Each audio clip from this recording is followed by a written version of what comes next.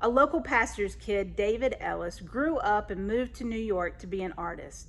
Back in 1999, he decided to come back to his hometown and revitalize it with art by taking old tobacco barns and painting murals on them. He brought dozens of young artists with him from New York, and they became known by the locals as the Barnstormers. Over the next couple of summers, they worked to bring new life to structures that were once a way of life for that community.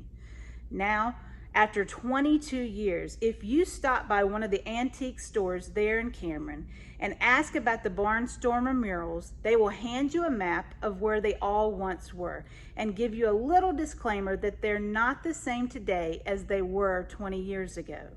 As we journeyed down back roads looking, some barns have been torn down, some have fallen over, but there are some that still remain. Paint faded and no longer as bright and lively as they once were, but still pretty cool to look at and see what has been left behind.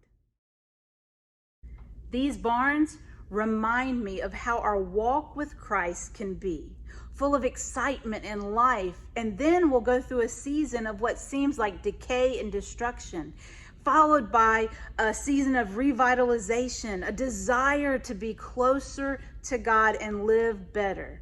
And so we slap on a fresh new paint of passion for the Lord. I am so glad that God does not do the same thing to us. He is constant and faithful, and he doesn't go through seasons of loyalty like we do.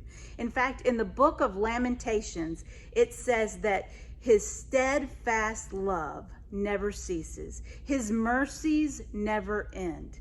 They are new every morning. So as we start today in our old torn up bodies and we slap on a fresh new layer of paint, if our faith is not as strong as it once was, let's take some time to recommit ourselves to the Lord and reestablish that walk with him and hold on to the promise that his mercies are new this morning and every morning to come.